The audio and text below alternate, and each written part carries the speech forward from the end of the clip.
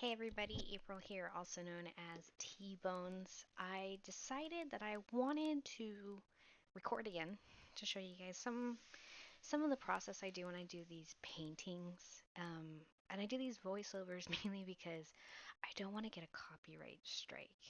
So it's easier for me just to talk, so it's not like dead silent. So if you want to listen to your own music, go for it. I totally would as well. For those of you who are new to some of my artwork, I do have my own world. Currently, it's called the BellKnight universe. BellKnights were one of the first big concept works that people seem to really enjoy and that I really enjoyed. And it's really funny because they came about completely on accident. Um, they're just, I guess the best way to describe them is they're literally these anthropomorphized bells. Their heads are bells. They have this sense of like a knight's code and all that. Really cute guys. Now, before the Bell Knights, though, I did have another universe that I was creating based on Norse mythology. My family is Norwegian. I took a really big liking into the culture of Norwegian, but like at the same time, my baba, my bestemor, died before she could really kind of tell me about it. And even then, when my family moved to the United States, my great grandmother was the one who moved here. They were so, I guess, for being American. They wanted to assimilate, they wanted to be American. And so a lot of stuff unfortunately got lost culture wise and tradition wise because of that. My Baba didn't know too much Norwegian. She did teach me a little bit. But other than that, she was a American girl. You would not know she was Norwegian unless she told you. So I did some research and I based very loosely off of Norwegian culture and mythology. I created some characters known as Shepherd and the Lost Ones. The Lost Ones are based on the concept of I'm forgetting the name, so I blank right now. I probably should have written a script, but that's too easy. The idea is when Odin came down to look upon a woman and her children, she was ashamed by how dirty they were, so she hid them away. And as punishment, he cursed these children pretty much to uh, live out in the forest, always hidden away, the hidden children. And that's mainly what I got from it. If you have anything on Norse mythology, by the way, or Norwegian mythology, I would love it. Send me it to the link, any books, any kind of articles, please. It is super hard to find anything. So these guys are kind of based off of that idea. They're called the Lost Ones. And the concept of this is that these little children who were unwanted, unloved, or given away, when they die, their souls kind of haunt the forest surrounding the village. Now, Shepherd is a being, an ancient being, who weaves souls into other things. He's kind of almost godlike in the sense that he is completely neutral and just does his own thing, has no care for human beings or anyone else, just does what he wants to do, but has taken a liking and a sympathy to these lost children's souls and wants to help. So what he does, he takes the souls and he's able to weave them into organic matter. That is the key for this is there has to be some organic matter in order for him to weave the souls into it because only a living thing can inhabit another living thing. You can't put a living thing in a dead thing or something that didn't have a soul, quote unquote. So he weaves them and they create like these cute little plant creatures. They typically have little wooden pieces to represent faces because it makes them feel better. It reminds them of when they were human. They try to come off as human. And what a shepherd does is he takes them to villages and he wants to give it to those who do want children. So this is usually women who can't have children, who recently lost children or families. And what they'll do is there's like a kind of a charm or a spell that can be put over the children to make them look human.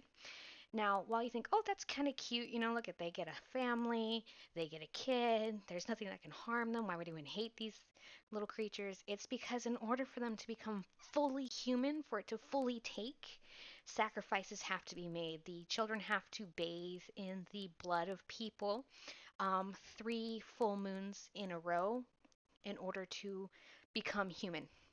So murders do happen. People who are desperate to have children or just, kind of unhinged, they will go out and they'll murder these people in order for their children to bathe in the blood. And I mean fully submerged in the blood. It's a lot of blood. And so typically when these lost ones are seen out in the forests, it's kind of assumed that you need to kill it or make sure it doesn't come anywhere near the town because it does cause a lot of issues. Shepherd doesn't take kindly to that, though those who have ever met Shepherd don't typically live to tell the tale. He's really good at hiding. He's this tall, crickety being, so I mean, he knows how not to be found. Not that he really cares if people know about him. There's all kinds of mysteries about who he is, where he's from, how old is he, what does he do, what's his purpose, and all that. But his job mainly is taking care of the lost ones. The concept behind this piece is a lost one has come across a BellKnight skull and is using it as like a little home to store its soul. They typically want to store their soul in something sturdy because it is delicate. It can be damaged. It can be absorbed by other beings. It's very important that they protect it. So this little one has placed its soul in a BellKnight head that was abandoned. Whether the BellKnight died or moved on to a new body, no one knows. But it's clearly been in battle. It's had its own little shares of mishaps, and this one's taken advantage of it. Now, into technique wise, what I do, I like to start off with a really rough sketch. This one was a pencil sketch for a Patreon. It was just a quick little idea I had. I thought it'd be kind of cute. I realized I hadn't really done the Lost ones recently, or Shepherd, and I was like, oh, I really want to do them because they're adorable. So I sketched it out real quick, and I really like the idea of these two beings meeting because they don't seem like they would exist in the same kind of universe, but they do. So that's where the idea originally came from. It was just going to stay a sketch. I didn't really plan on taking it further than this, but I really missed painting, and I thought if I was going to paint anything, I'd do this one because I already had my grayscales down. Done and down. So I start off with a grayscale drawing. This helps me get my lighting down a lot more. As you can see, I mess with colors a lot. I do have a Huion tablet. I usually have a window open on my monitor and one on my Huion tablet because they're notorious for not getting colors right. Their contrast is really small and it's typically more towards the blue side. And so I'll just keep it open so I'll look back and forth to make sure my colors look right and I'll often adjust it, which is what you saw me do. Then I plop down a whole bunch of colors and I kind of just use different layer types to blend it. I use gradient maps a lot. Those are super helpful. So if you guys ever want to try something out, I recommend trying out gradient maps. It's a really quick way to lay down color and value without losing anything underneath. And then I'll go through and I just kind of start. This sounds okay. This is the joke of all the artist worlds. Like draw a circle, add detail, and suddenly it's done. But literally, that's kind of what it is. I go back through and I just detail the heck out of this drawing. I add these little like vines coming off. I add the circles.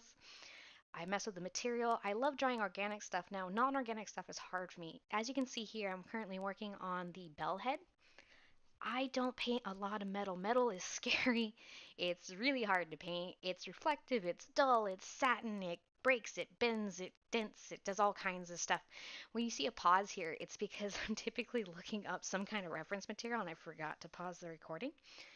I will just grab a whole bunch of stuff and I'll put it up on my other monitor and just look at how the material reacts to being dented, to being scratched, to being torn. So on this one I was looking at dented metal. I wanted to see how the light plays off of dented metal. How do I make this look like it's truly been in some kind of accident or some kind of battle? So the first one I experimented with, I was a little frustrated because it didn't look dented to me. It just looks like I don't know how to color in anything.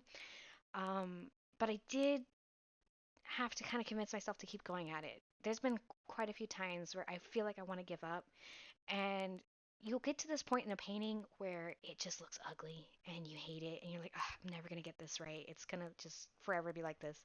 But you have to kind of persevere through that. You have to keep pushing through that and get past that and just stay strong, I guess is the way I'm saying it. So right now, this was at a point where I was looking at this. I'm like, this is never going to look good. It looks like crap. I don't know why I even thought I could do this. And I put it down and then I came back to it. I was a little bit more confident myself after giving myself a pep talk. And once again, I almost got deterred from this alone. But then I made this dent here. And I remember specifically this one. And I was like, yes, that's a dent.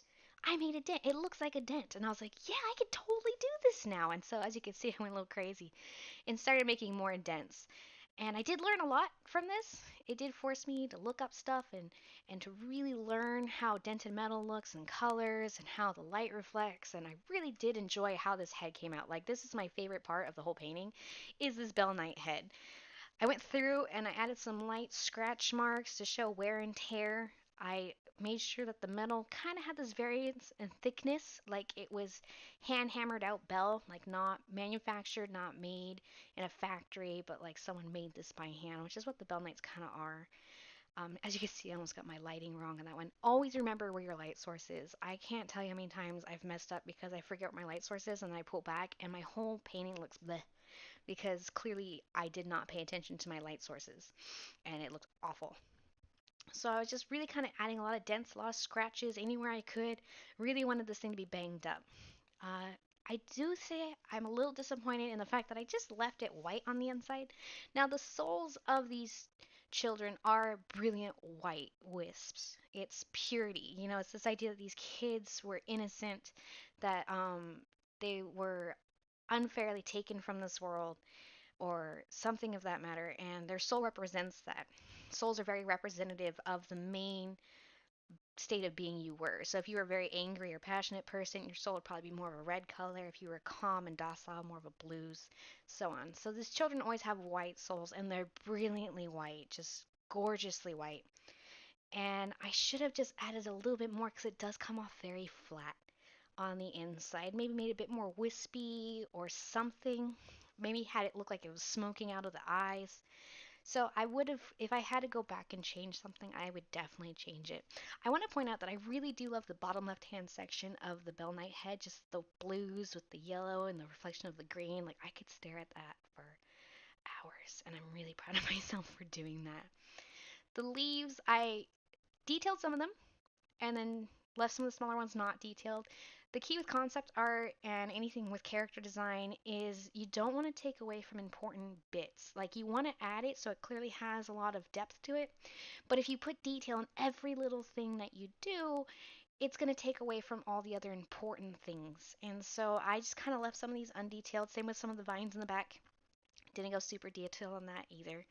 I just left it as is. And as you can see in my background, as I'm shaping and carving and taking background colors and smooshing it around, it's coming off pretty patchy. I do fix that in the back, but I don't touch it too much because I kind of like if people can feel how you work something. If they can see how things were pushed and pulled and colored in, it does give a life to a painting and it can really tell a story of the journey you went through with these paintings. With these little guys, they have viney little arms and big long fingers, and they come in a variance of sizes and different vegetation. It's not always vines, it can be other things, and I might go into a little bit more and do some more character drawings of these guys for you if you want, if you're interested. Let me know if you're interested, just comment below or whatever. If anyone's watching this, I might just be talking to myself, but I do that a lot anyways, especially after becoming a mom. You know, when you spend all day with a newborn, you kind of go crazy a little bit. Now, as you can see here, I went back through and carved out this hand. The fingers had become extremely fat during the painting process. And I also was pushing up a lot of the contrast because I was getting a little grayed out. You're going to want to check your work. I didn't do it for this one, but sometimes I will put a black and white filter over top. And I'll check back and forth between that a little bit often to make sure that my grayscale is correct.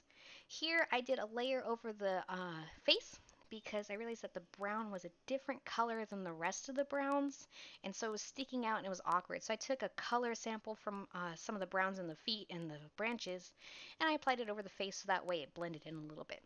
Another way you can really fix a painting looking a little bit mix match patchworky is you do one color overlay the whole image, and it kind of helps unify it, which is what I used to do in actual painting, my oil painting class. You would do an underpainting that was all one color, typically, I don't know, burnt umber.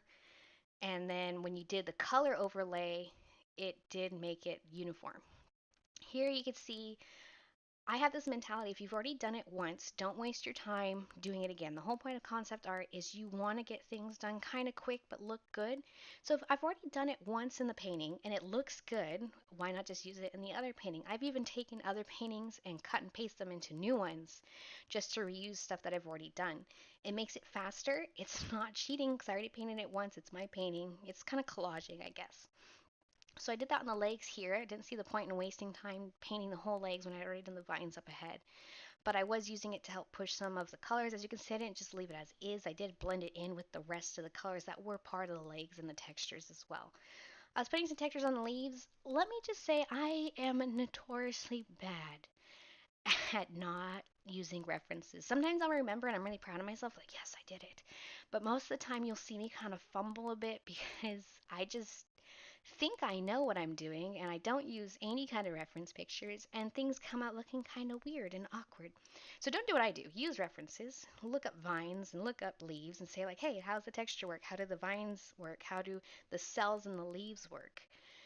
It does make it look a little bit more realistic. I mean, you can fudge it a bit, but if you have some basis of, reality in there, it does make it easier for the eye not to stumble on it, because that's what would happen if something like perspective wise, if your perspective was really off, an eye would stumble over it, kind of like a crack in a sidewalk. Even untrained artists, if it's bad enough, will notice something's off. They might not be able to point it out, but they can look and say like, yeah, something's not right here. I don't know why I wrote whoops there, besides maybe the fact that I forgot to color in the vines right there. I don't know, I have this weird thought process. Okay, here we have me cleaning up the background. As you can see, I'm not going for one solid color. A solid color background is boring. You don't want boring. You want something that's fun to look at, that's textured, that really helps keep it from looking too flat. And so that's what I did here. I just went and smoothed out the background, and that's it. That is the Lost Ones BellKnight. Thank you so much for watching this, you guys. I hope you have a great time, and I will see you in the next video.